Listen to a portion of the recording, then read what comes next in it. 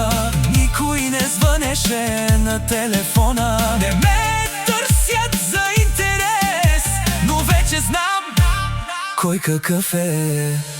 Много хора носят маски, говорят хубаво, а после лъжат.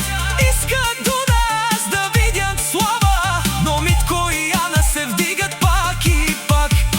Парите идват и си тръгват, но истинските хора остават, а фалшивите приятели бягат първи при проблема. Приятел ти е всеки, щом имаш пари.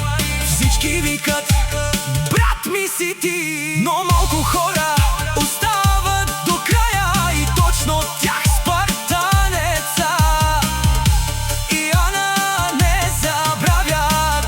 Не забравяме с жест, защото знаем кой е истински човек.